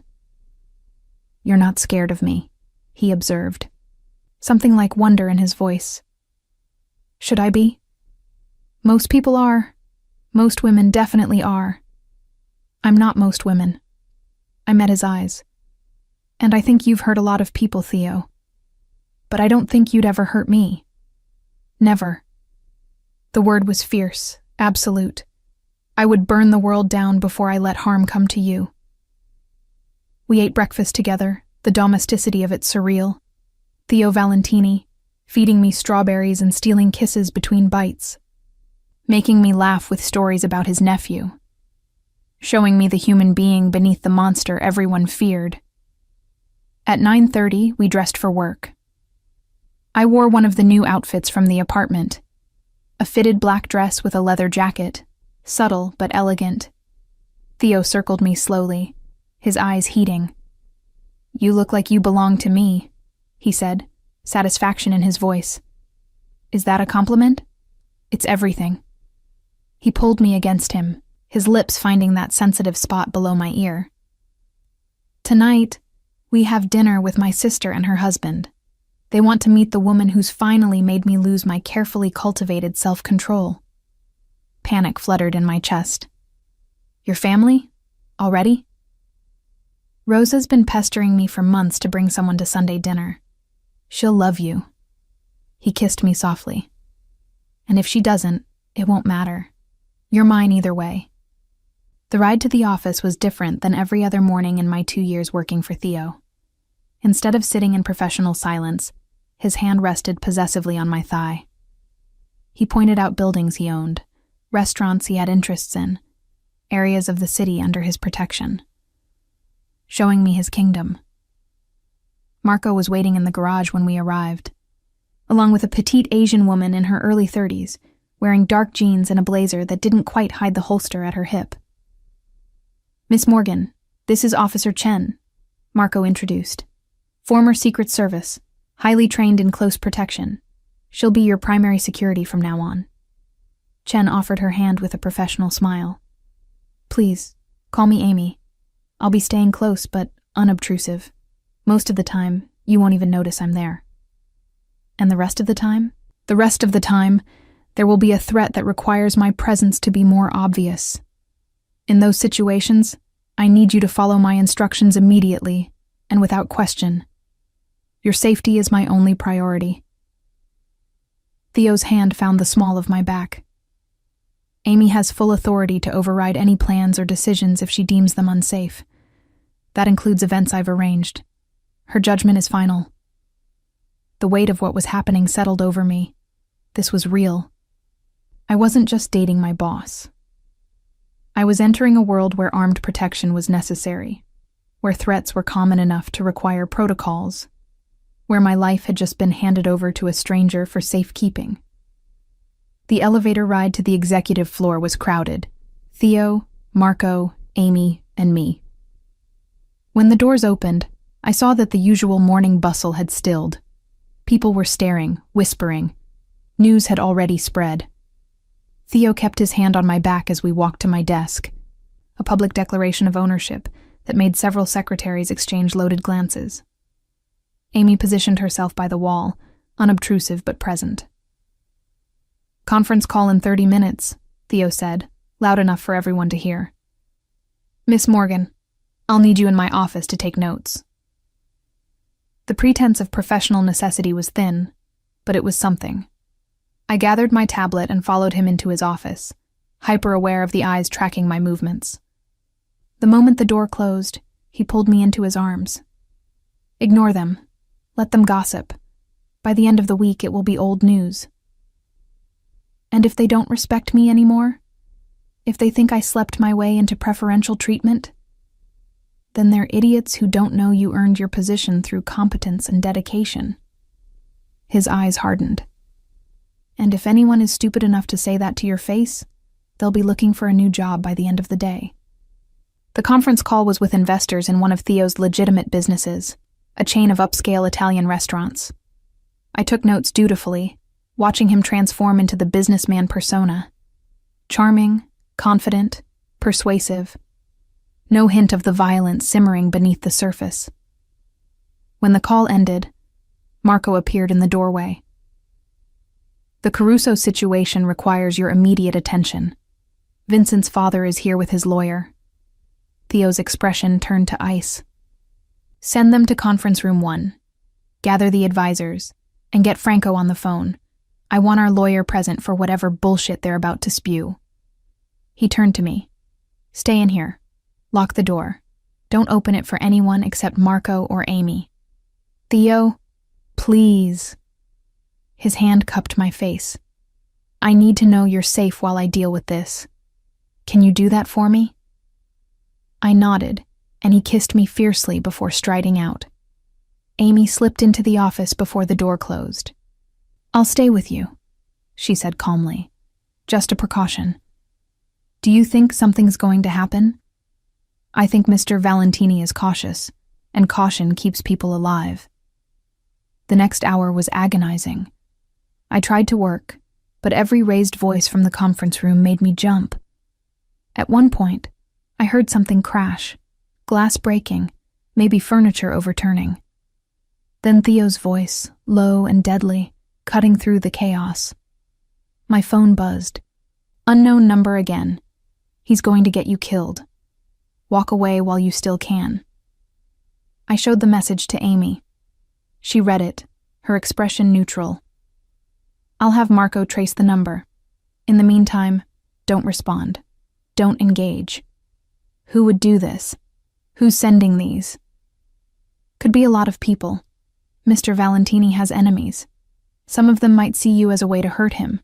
Others might genuinely believe they're helping you by warning you away. She met my eyes. But my job isn't to figure out their motives. It's to keep you breathing. Finally, the conference room doors opened. I heard footsteps, multiple people moving. Then Theo's voice, cold and final. Tell Vincent that if he comes near Tessa again, I'll put a bullet in him myself. Father or no father, alliance or no alliance. That's not a threat, it's a promise. Silence. Then the sound of the elevator doors opening and closing. Theo appeared in his office doorway moments later. His tie was loosened, his hair disheveled, a fresh cut on his knuckles. But his eyes were blazing with satisfaction. It's handled. What happened? They wanted reparations, a significant cut of our shipping profits for the next year as compensation for the disrespect shown to Vincent. He moved to his desk, pouring whiskey from a crystal decanter. I told them to go fuck themselves. Theo, they threatened to align with the Morettis, to cut us out of the eastern shipping routes entirely. He drank the whiskey in one swallow. I reminded them that the Morettis are in bed with the FBI, that their organization is being dismantled from the inside, and that aligning with them would be suicide. And they backed down? Eventually, after I made it clear that I would sooner burn every ship in the harbor than give them $1 for their wounded pride. He set the glass down, his eyes finding mine, and I made it very, very clear that you are untouchable. That any attempt to use you against me would be met with immediate and brutal retaliation. I should have been terrified by the casual violence in his voice. Instead, I felt protected. Safe. Like I was standing in the eye of a hurricane, sheltered by the very storm that threatened to destroy everything around me. Come here, he said softly. I went to him, and he pulled me into his arms, burying his face in my hair. For a long moment, we just stood there, his heart thundering against my chest. I've made you a target, he said finally. By claiming you publicly, by refusing to back down, I've painted a bullseye on your back. I know. And you're staying anyway? I pulled back to look at him. I'm staying anyway. Relief and something darker, possession maybe, or triumph, flashed in his eyes. He kissed me, hard and claiming, like he was sealing a deal that couldn't be undone. The door opened without warning. Marco stood there, his expression grim. Boss, we have a situation. The Bratva just made a move on one of our warehouses. 3 of our men are down. Theo's entire demeanor shifted. The man who'd been holding me tenderly vanished, replaced by the cold strategist. Fatalities. 2 dead, 1 critical. Get our people out of there. Lock down all secondary locations and find out who ordered the hit. His voice was lethal. I want names by tonight. Marco nodded and disappeared. Theo turned back to me, his eyes hard. This is what I meant about my world being dangerous. People die. Enemies make moves. Violence is the currency we trade in. He touched my face gently, a stark contrast to the fury in his voice. Last chance, Tessa. Walk away now, and I'll make sure you're protected. Set up somewhere safe. But if you stay, you're all in. There's no middle ground. I thought about my mother in Ohio, about the medical bills that were finally getting paid. I thought about my tiny studio apartment that I'd never have to return to. I thought about 2 years of invisibility, of feeling like I didn't matter, of surviving rather than living. And I thought about the way Theo looked at me, like I was the most important thing in his world, like I was worth burning empires for. I'm all in, I said. His smile was fierce, possessive. Then buckle up, Bella Mia, because this is just the beginning. The warehouse attack changed everything. What had been a slow courtship, a careful dance between desire and propriety, became something harder, more urgent. Theo's world was bleeding into mine, and there was no turning back. That evening, instead of the quiet dinner with his sister he'd planned, we found ourselves in an emergency meeting with his top advisors. I sat in the corner of the conference room, Amy stationed nearby, watching Theo transform into the leader everyone feared. The Bratva hit wasn't random, Marco said, spreading photos across the table. They knew exactly which warehouse to target, knew our security protocols, knew when the shift change happened. Someone fed them information. A rat. Theo's voice was ice. In my organization. An older man I recognized as Salvatore, Theo's chief advisor, leaned forward. Could be someone from the Caruso family, retaliating for this afternoon's meeting. Or someone who doesn't like the boss getting distracted. This came from a younger man named Dante, his eyes flickering briefly to me before returning to Theo. No disrespect intended, but the timing is suspicious. You claim a woman publicly, and within hours we're hit. The temperature in the room dropped. Theo's hand, which had been resting casually on the table, curled into a fist. Are you suggesting my personal life is responsible for the deaths of my men? Dante had the sense to look nervous. I'm suggesting that maybe our enemies see an opportunity, that maybe they think you're vulnerable now. Then they're about to learn a very painful lesson about what happens when they mistake love for weakness. Theo's eyes swept the room. Tessa stays. She's under my protection, which means she's under all of our protection. Anyone who has a problem with that can leave now, and we'll call it a mutual parting of ways. Silence. No one moved. Good. Now, Marco, I want a full audit of everyone who had access to that warehouse's schedule. Cross-reference with recent financial transactions. Look for anyone who's suddenly spending beyond their means. And put the word out on the street. I'm offering $100,000 for information on who gave up our location. The meeting continued for another hour, plans being made, strategies discussed. I tried to focus on my notes, but my mind kept circling back to Dante's words. Was I really making Theo vulnerable? Were people dying because of me? When the meeting finally ended, Theo dismissed everyone except Marco. The moment the door closed, he turned to me. Don't. His voice was sharp. Don't you dare blame yourself for what happened today. How did you know? Because I know you. I know that brilliant, compassionate mind is already finding ways to make this your fault. He moved to where I sat, kneeling in front of me so we were eye level. The Bratva made a move because they see an opportunity to expand their territory. They've been planning this for months. You're not the cause, Tessa. You're just the excuse Dante used to voice his concerns. He might have a point, though. Maybe you are distracted. I'm focused. His hands framed my face. For the first time in years, I have something beyond this organization to care about. Something worth protecting. That doesn't make me weaker. It makes me more dangerous. Because now I have something to lose. Marco cleared his throat. Boss, we should get you both out of here. If the Bratva is making moves, this building isn't secure. Where? The estate. Full security team. Controlled perimeter. I've already called ahead. Theo nodded, then looked at me. Pack a bag from your apartment. We're staying at my family's estate until this situation is resolved. How long will that take?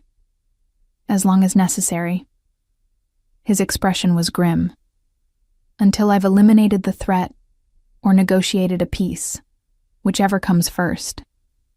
The drive to collect my things was tense.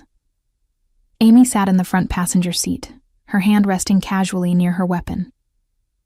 Marco drove, his eyes constantly scanning the mirrors. I was wedged between Theo and another guard in the back, feeling simultaneously protected and trapped. Tell me about the estate, I said, needing to fill the silence. It's where I grew up, Theo said, his thumb tracing circles on the back of my hand. About an hour north of the city on Lake Michigan. My grandfather built it in the 50s, when the family first established themselves in Chicago.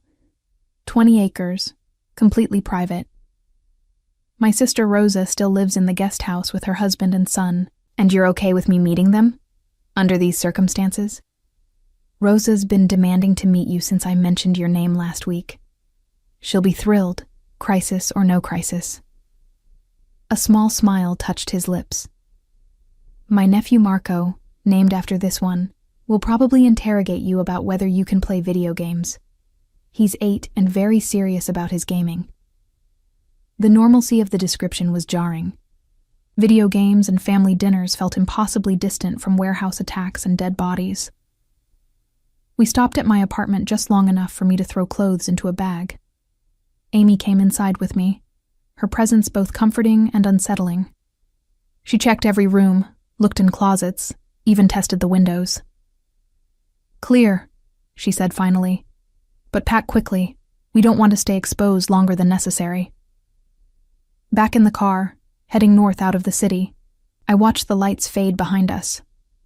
The highway stretched dark and endless, and I felt like I was leaving my old life behind with every mile.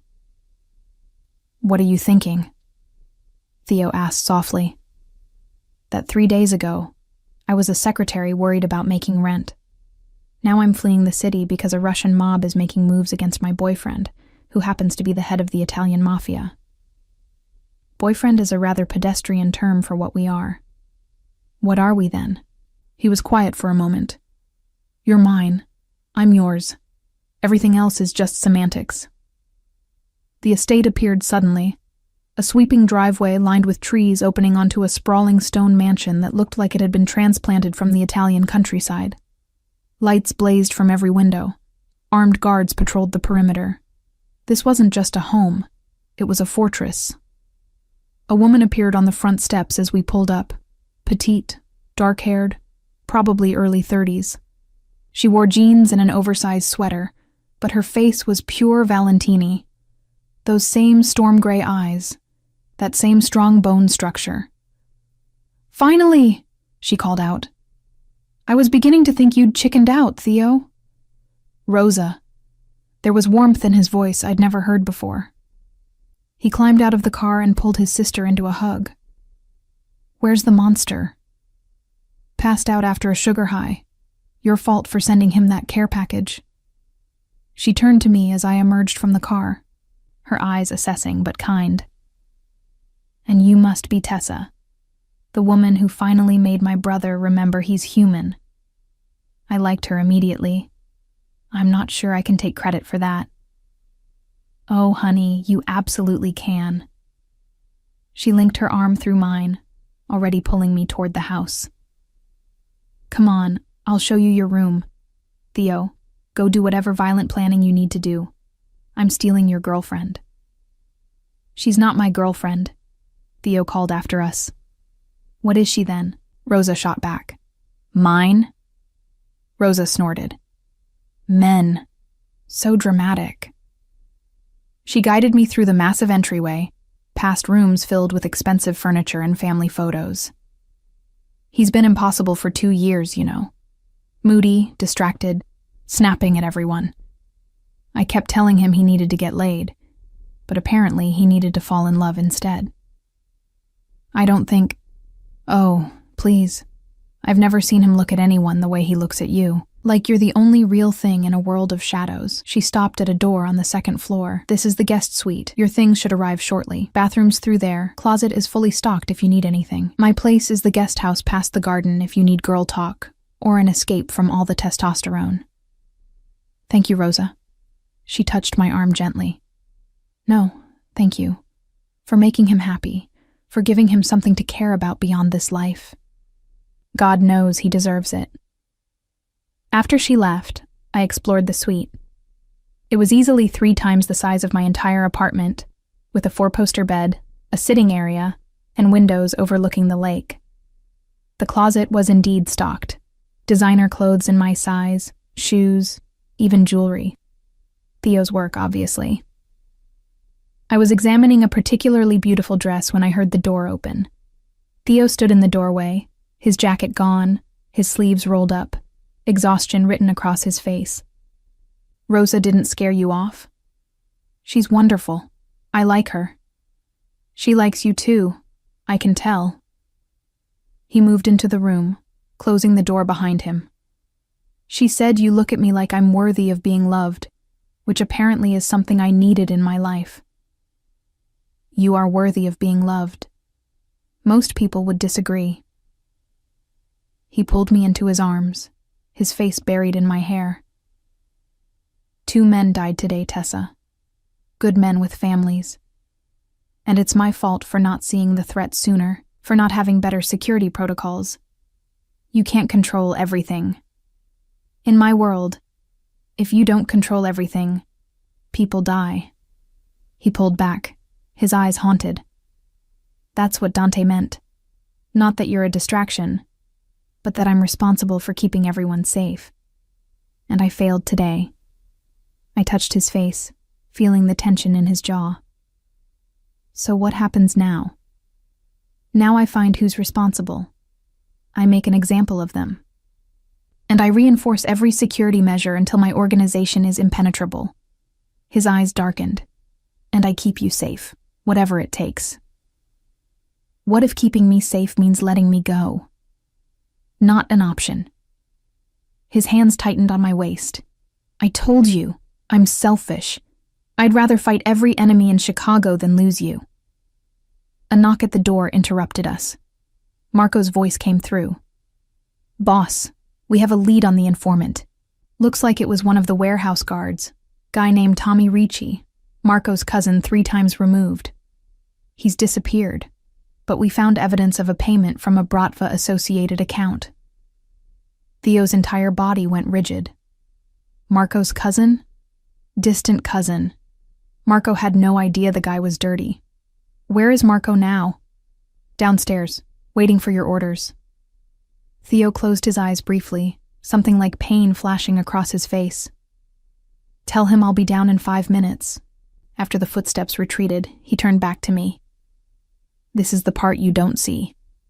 The part where I have to make impossible decisions. What are you going to do?" "Marco is my most trusted advisor. He's been with me since we were teenagers.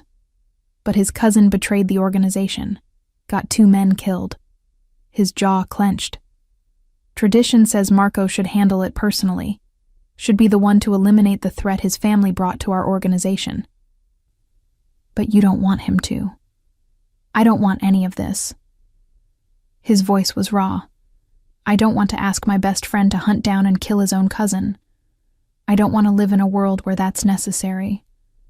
But this is the world I have, and if I show weakness, if I let this slide, every enemy we have will see it as an opening." He kissed me softly. Stay here. Lock the door. Amy will be outside. I need to go be the monster everyone expects me to be.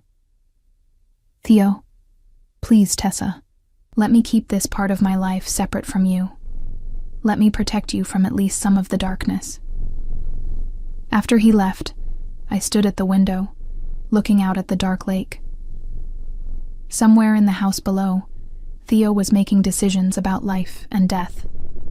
Somewhere in Chicago, people were hunting and being hunted. And I was here, in a fortress, wondering if love was enough to bridge the gap between my world and his. My phone buzzed. Another unknown number. He'll never be able to fully protect you. There are too many enemies, too many people who want to hurt him through you. Leave now, while you still can. This is your last warning. I deleted the message, but my hands were shaking. Amy appeared in the doorway, as if she had some sixth sense for my distress. Another message? I nodded. May I? She held out her hand and I gave her my phone. She scrolled through something, her expression darkening. These are coming from multiple numbers, but they're being routed through a VPN. Sophisticated setup. What does that mean? It means whoever is sending them has resources and technical knowledge, not just some jealous ex or random psycho. She handed the phone back. I'm going to recommend Mr. Valentini get you a new phone with enhanced security. In the meantime, don't respond to any unknown numbers. Do you think they're serious? About me being in danger? Amy's expression was frank. I think anyone associated with Theo Valentini is always in some degree of danger. But whether these threats are credible or just someone trying to scare you away, that's what we need to figure out. I spent the rest of the evening in the suite, too keyed up to sleep, too anxious to relax. Around midnight, Rosa knocked softly and entered with a tray. Theo said you probably wouldn't come down for dinner. He's still dealing with business. So I brought food up. She set the tray on the coffee table. And wine, because you look like you need it. We sat together, and I found myself pouring out the story. How Theo and I had ended up here, the threats I'd been receiving, the guilt I felt about the warehouse attack. Rosa listened without judgment. When I finished, she squeezed my hand. My brother has been preparing for this life since he was a child. He knows the risks, the costs, the consequences, and he's choosing you anyway. She met my eyes. That should tell you something about how much you mean to him. Theo doesn't make decisions lightly, especially not about who he lets into his life. But people are dying. People have always been dying in this world. That's not on you. That's on the men who choose violence, who see other human lives as acceptable losses in their games of power. She paused. My husband, Antonio, he was an accountant when we met. Completely outside this life. When he found out who my family was, he had a choice. Run away or stay and deal with the complications. He stayed. And yeah, it's been hard sometimes. Scary. But I've never regretted choosing him, and he's never regretted choosing me. How do you cope with the fear? I remember that every day with him is worth the risk. That love isn't supposed to be safe. It's supposed to be real. She smiled. And I take kickboxing classes, keep a gun in my nightstand, and make sure my security team knows I expect weekly updates on any threats. Practical measures for an impractical life. We talked for another hour, and by the time Rosa left, I felt steadier, more certain of my choice. Theo appeared around 2 a.m., looking exhausted. He slipped into the room quietly, like he didn't want to wake me, but I was still awake. How did it go? It's handled. His voice was flat, empty. Marco is dealing with his cousin. The Bratva connection has been severed, and I've quadrupled security at all our locations. He started to undress, his movements mechanical. I saw new bruises forming on his ribs, a cut on his cheekbone. What happened? Interrogation got physical. The information didn't come willingly. He met my eyes. Do you want details? Because I can give them to you, but I'm warning you, they're not pretty. No, I don't need to know. Relief flashed across his face. Good, because there are parts of my life I'd prefer to keep separate from you. Dark parts that I don't want touching you. He climbed into bed beside me, pulling me into his arms. His heart was racing, his breathing uneven. This wasn't the controlled, confident Theo from the office. This was a man carrying the weight of impossible decisions. I'm proud of you, I whispered. He went still. For what? For trying to protect me from the darkness. For caring enough to want to keep parts of your life separate. For being human underneath all the armor. His arms tightened around me. I love you, he said, the words raw. I know it's too soon. I know we've only been together for days, but I've loved you for 2 years, and I can't keep pretending I don't. I love you too. And I meant it. Despite the danger, despite the complications, despite everything. We fell asleep tangled together, two people from different worlds trying to build something that could survive in the space between. 3 days at the estate passed in a strange limbo, part vacation, part siege. Theo spent most of his time in meetings with his advisors, planning responses to the Bratva's aggression, while I tried to establish some semblance of normalcy. Rosa became my lifeline, teaching me the rhythms of this world, the unspoken rules that governed life in the Valentini family. Never ask direct questions about business, she explained over coffee on the 4th morning. If Theo wants you to know something, he'll tell you. Questions put him in the position of either lying to you or revealing things that could put you in danger. That seems like a recipe for mistrust. It's a recipe for survival. What you don't know can't be tortured out of you. She said it so casually, like torture was just another occupational hazard. Not that anyone would dare touch you now that Theo's claimed you publicly. But the principle stands. I was learning the vocabulary of this life, the euphemisms and codes, the careful language that allowed people to discuss violence without naming it directly. Handled meant killed. Relocated meant disappeared. Having a conversation meant interrogation, often brutal. On the 5th morning, Theo found me on the terrace overlooking the lake. Frost touched the grass, turning everything silver in the early light. He wrapped a blanket around my shoulders and pulled me against his chest. The situation is contained, he said quietly. Marco identified the Bratva cell responsible for the warehouse hit. We've made it clear that further aggression will be met with disproportionate response. Meaning I've shown them what happens when they target my organization. They're backing down, at least for now. His arms tightened around me. We can go back to the city today if you want. Resume normal life. Normal life, I repeated, the words feeling foreign. Is that even possible now? I don't know, but I'd like to try. He turned me in his arms, his gray eyes searching mine. I want to take you to dinner without armed guards at every table. I want to wake up next to you in my bed without planning defensive strategies. I want to give you something close to the life you deserve. What if the life I deserve includes you, guards and all? His expression softened. Then I'm the luckiest bastard alive. We returned to Chicago that afternoon. The penthouse felt different now. Not like Theo's space that I was visiting, but like our space.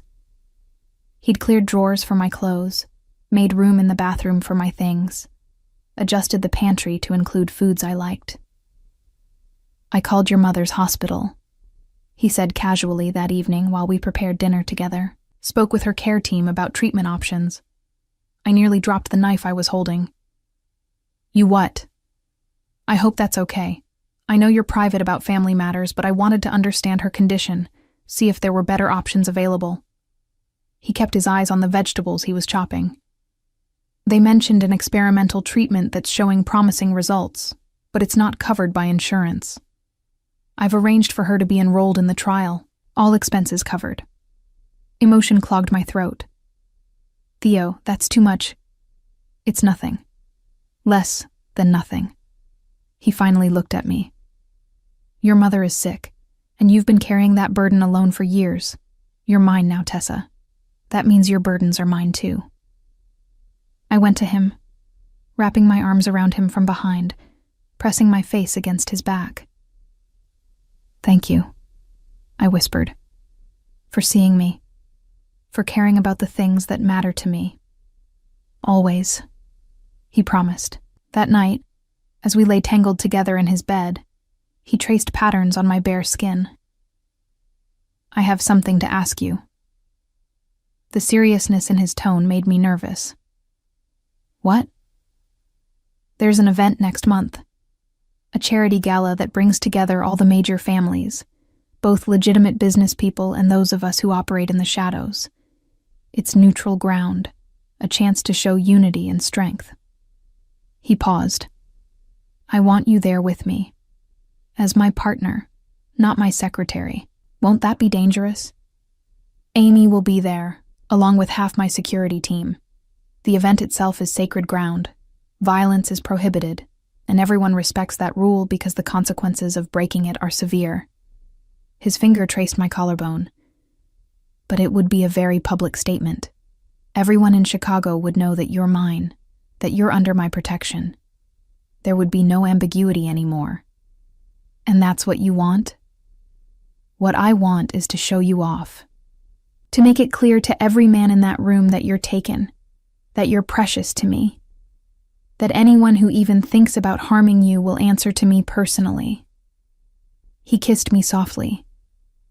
But I need to know you're ready for that level of exposure. Once we do this, there's no pretending you're just my secretary. You'll be Tessa Morgan, Theo Valentini's woman. Everything that comes with that title. I thought about the threats I'd been receiving, the danger that already surrounded me, the warehouse attack that had left 2 men dead. I thought about my mother in Ohio, finally getting proper treatment. I thought about waking up next to Theo every morning, the way he looked at me like I was his entire world. I'm ready, I said.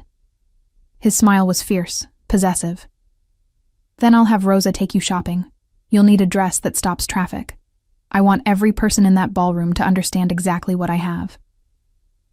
The next 3 weeks passed in a blur of preparation. Rosa became my stylist, my advisor, and my friend. We spent hours in exclusive boutiques, trying on gowns that cost more than I used to make in a year.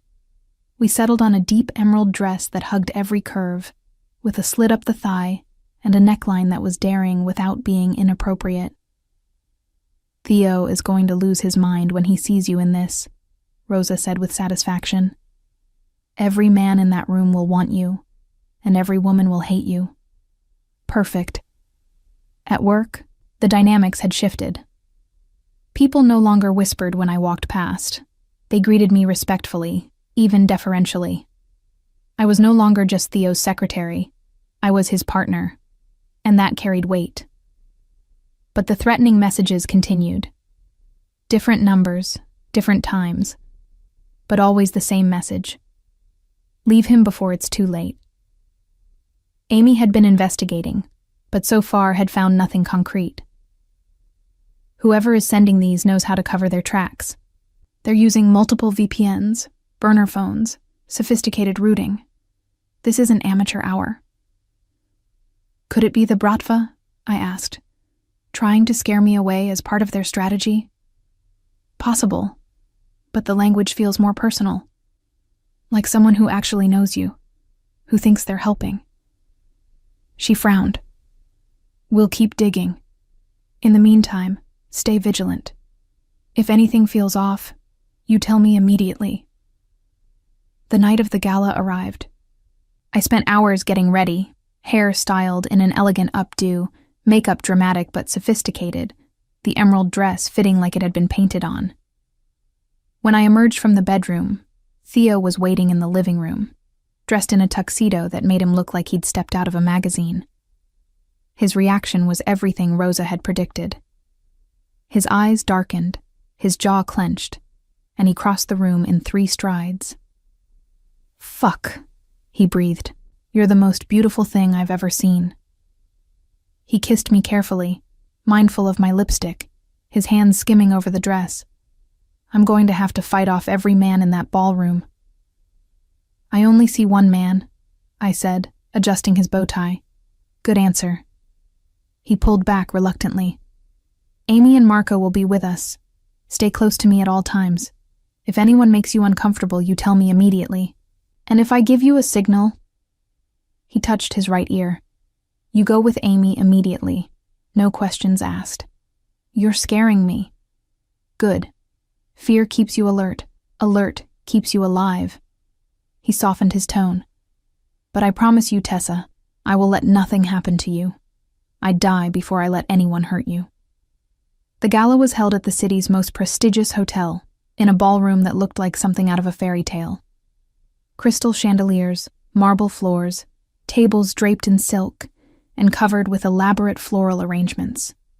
Chicago's elite mingled in tuxedos and designer gowns, a glittering display of wealth and power.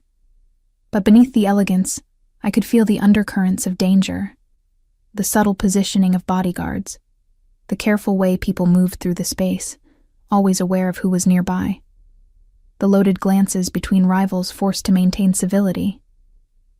Theo kept me close, his hand possessive at the small of my back. We made the rounds, greeting business associates, acknowledging other families, maintaining the careful dance of respect and implied threat that seemed to govern these interactions. "Theo Valentini," a voice called out. I turned to see a distinguished older man approaching, his silver hair swept back, his tuxedo impeccable. Behind him walked a younger man, handsome, cold-eyed, radiating danger. "Don Moretti," Theo greeted him, his voice neutral. "And Lorenzo. I wasn't aware your family would be attending." "We wouldn't miss it," the Don replied smoothly. "Especially not when we heard you'd be bringing your new companion." His eyes swept over me, assessing. I kept my expression neutral, remembering Rosa's advice. Never show fear, never show weakness. In this world, both are invitations to attack. "My fiancé," Theo corrected, his voice like steel. "Tessa Morgan."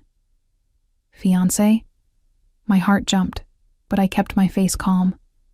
This was a performance, a power play. "Charmed," Don Moretti said, though his eyes remained cold. "Lorenzo, say hello to Miss Morgan." Lorenzo stepped forward, and I saw something flicker in his eyes. Recognition, perhaps, or calculation. "A pleasure. Tell me, Miss Morgan, how did a woman like you end up with a man like Valentini?" "I could ask you the same question about your family," I replied, keeping my voice light but with an edge. "How does anyone end up where they are? Choice, circumstance, or fate?" Something like amusement crossed Lorenzo's face. "She has spirit. Be careful, Valentini. Spirit can be dangerous." "Or intoxicating," Theo replied, pulling me closer. "If you'll excuse us, gentlemen, my fiancé promised me a dance." He led me to the dance floor, his hand firm on my waist. As we moved to the music, he leaned close, his lips brushing my ear. "Fiancé?" I whispered. I wasn't planning to propose like this, but when that bastard looked at you like you were up for auction, the words just came out. He pulled back to look at me. "We can make it real later, with a proper proposal. Or we can keep it as a useful fiction. Your choice." "What if I want it to be real?" His eyes blazed. "Then say yes. Yes." He kissed me right there on the dance floor, in front of Chicago's elite, claiming me publicly and irrevocably. When we broke apart, I saw Rosa across the room, beaming. Saw Marco nod approvingly. Saw other faces, some pleased, some calculating, some dark with envy or malice. The rest of the evening passed in a blur of congratulations and veiled threats, of champagne toasts and loaded conversations. Theo never left my side, his presence a constant shield. But as we were leaving, as we moved through the hotel lobby toward the car, I caught a glimpse of a familiar face in the crowd. My heart stopped. Mark. Mark, my ex-boyfriend from years ago, the one who'd left me with debt and broken promises. He was here, in Chicago, at this event, and he was staring directly at me with an expression I couldn't quite read. I must have made a sound because Theo immediately tensed. What is it? Nothing. I thought I saw someone I knew. His eyes scanned the lobby, missing Mark, who'd already disappeared into the crowd. Who? No one important. Someone from my past. We made it to the car without incident, but my mind was racing. What was Mark doing here? Was he connected to these families somehow? And more importantly, was he the one sending those threatening messages? That night, lying in Theo's arms, I couldn't shake the feeling that something was coming, that the careful peace we'd built was about to shatter. What are you thinking? Theo murmured, his fingers tracing lazy patterns on my bare shoulder. That I love you, that I'm scared, that I don't know how this story ends. It ends with us together, he said with absolute certainty. Everything else is just details. I wanted to believe him. God, I wanted to believe him. My phone buzzed on the nightstand. Another message from an unknown number. I warned you. Now it's too late. What's coming next is on you. Before I could react, the penthouse alarm began to blare. Theo was out of bed instantly, pulling on pants, grabbing the gun he kept in the nightstand. Stay here, he commanded. Lock the door behind me. Don't open it for anyone except me or Amy. Theo. He kissed me hard. I love you. Remember that, whatever happens next. Then he was gone, and I was alone with the shrieking alarm and the certainty that our borrowed time had just run out. Through the locked door, I heard shouting, gunshots, the sound of breaking glass. I grabbed my phone, fingers shaking as I dialed Amy. Stay put, she answered immediately. We're handling it. What's happening? Bratva hit team. They got past the first layer of security. But Theo's got this. Just stay. The line went dead. I stood frozen in the bedroom, wearing nothing but Theo's shirt, clutching my phone like a lifeline. Every instinct screamed at me to run, to hide, to do something. But I'd promised to trust him, to let him protect me. Minutes passed like hours. The sounds of violence continued, then gradually faded. Finally, silence. The door handle turned. I backed away, looking for anything I could use as a weapon. Tessa, it's me. Theo's voice, rough with exhaustion. I unlocked the door with trembling hands. He stood there, disheveled, a cut above his eye bleeding sluggishly, but alive. Whole. It's over, he said. They're gone. You're safe. I launched myself at him and he caught me, his arms like steel bands around me. I thought, when I heard the gunshots, shh, I'm fine, we're fine. He carried me back to the bed, sitting with me in his lap. They tried to breach the penthouse. They failed. It won't happen again. I'm tripling security, adding redundancies, making this place impenetrable. This is because I said yes, isn't it? Because you claimed me at the gala. This is because the Bratva saw an opportunity and took it, because they thought they could hurt me through you. His hand cupped my face, forcing me to meet his eyes. But they were wrong. They didn't hurt you. They just pissed me off, and tomorrow, they're going to learn exactly what that means. The cold fury in his voice should have terrified me. Instead, I felt safe, protected, cherished. I saw someone tonight, I said. At the gala. My ex-boyfriend, Mark. He was there, watching me. Theo went very still. Tell me everything about this, Mark. I did. The relationship, the debt he'd left me with, the way he'd disappeared. When I finished, Theo's expression was thoughtful. Marco, he called out. His advisor appeared in the doorway. Run a full background check on Mark. He looked at me. Harris. Mark Harris. Mark Harris. I want to know where he's been, who he's working for, and why he was at the gala tonight. Theo's voice was steel. And pull phone records. I want to know if he's been contacting Tessa. Understanding dawned. You think he's the one sending the threats? I think it's too convenient that your ex appears the same night we're attacked. I don't believe in coincidences. He kissed my forehead. But we'll find out.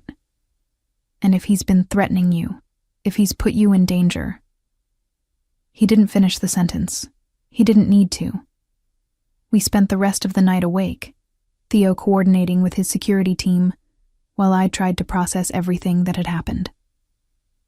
By dawn, the penthouse had been secured, the Bratva hit team's bodies removed, and Marco had preliminary information on Mark Harris. He's been working as a financial consultant, Marco reported. But his client list includes several Eastern European firms with suspected Bratva connections. Could be coincidence, could be something more. Bring him in, Theo ordered. I want to have a conversation with Mr. Harris. Theo, you can't just kidnap him. I'm not going to kidnap him. I'm going to invite him to a meeting. If he's smart, he'll accept. His eyes were cold. And if he's not smart, then we'll do things the hard way. 2 days later, I found myself back in Theo's office, watching through the one-way glass as Mark was escorted into the conference room.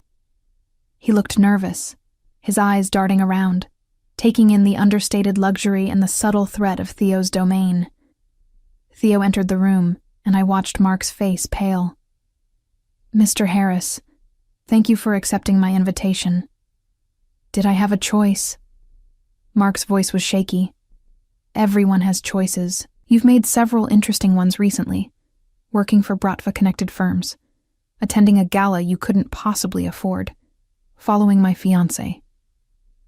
Theo's voice was pleasant, conversational, which somehow made it more terrifying. I'm curious about your motivations. I don't know what you're talking about. Theo slid a folder across the table. Phone records. Text messages sent from burner phones registered to addresses near your apartment. Surveillance footage of you watching Tessa's building. Would you like me to continue? Mark's face crumbled. I was trying to protect her. She doesn't know what she's gotten into with you. I've heard things, Mr. Valentini. Terrible things. So you thought threatening her, scaring her, would help? I thought if she was scared enough, she'd leave you before you destroyed her, before you got her killed. Mark's eyes were wild. I loved her once. I know I screwed up, but I never wanted her hurt. Through the glass, I felt an unexpected pang of something. Not love, that had died years ago, but recognition that Mark, in his misguided way, had been trying to help. Theo leaned back in his chair. Here's what's going to happen, Mr. Harris. You're going to stop contacting Tessa, you're going to leave Chicago, and you're going to pray I never have reason to think about you again. Because if you show up in her life one more time, if you send one more message, if you so much as speak her name, I will make you wish you'd never been born. The threat was delivered calmly, almost gently, which made it absolutely credible. I understand, Mark whispered. Good. There's a plane ticket waiting for you at O'Hare, San Francisco. I've arranged a job interview at a firm there. Take it, start over, and forget Tessa Morgan exists. Theo stood. Or don't, and deal with the consequences. Your choice. After Mark was escorted out, Theo returned to where I waited. He was telling the truth. Misguided, but not malicious. He'll leave Chicago. And if he doesn't, then I'll handle it. He pulled me into his arms. But I don't think he'll be a problem. He's scared enough to be smart. With Mark gone and the Bratva threat neutralized, life began to settle into something almost normal. Theo and I fell into rhythms. Mornings tangled together in bed, days working side by side, evenings with Rosa and her family or quiet dinners at home. He officially proposed a month later, on the terrace of the estate, with a ring that had belonged to his mother. My mother's treatment was working. Her latest scans showed improvement, and her doctors were cautiously optimistic. She'd met Theo over video call and had given her blessing with tears in her eyes. "He loves you," she'd said. "I can see it in how he looks at you, like you're his whole world." "He's dangerous, Mom. His business." "Life is dangerous, sweetheart. Love is dangerous. But it's also the only thing that makes any of it worthwhile." She'd smiled. "Be happy. You deserve to be happy." 6 months after that first explosive meeting in the conference room, I stood in front of a mirror in Rosa's guest house, wearing a wedding dress that made me look like something out of a dream. Simple, elegant, perfect. "Ready?" Rosa asked, adjusting my veil. "Terrified," I admitted. "Good. That means you understand what you're getting into." She squeezed my hand. "But I've never seen my brother happier.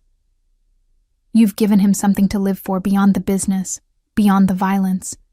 You've given him hope." The ceremony was small, just family and Theo's closest associates. We married on the estate's grounds, overlooking the lake, with Rosa and Marco standing as witnesses.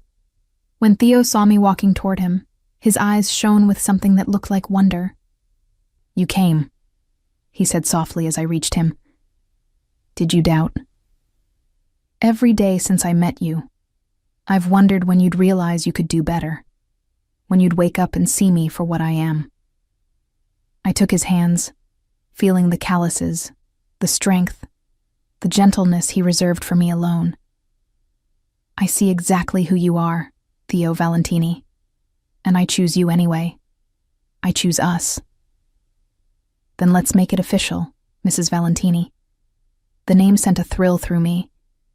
Mrs. Valentini, Theo's wife, partner to one of the most dangerous men in Chicago.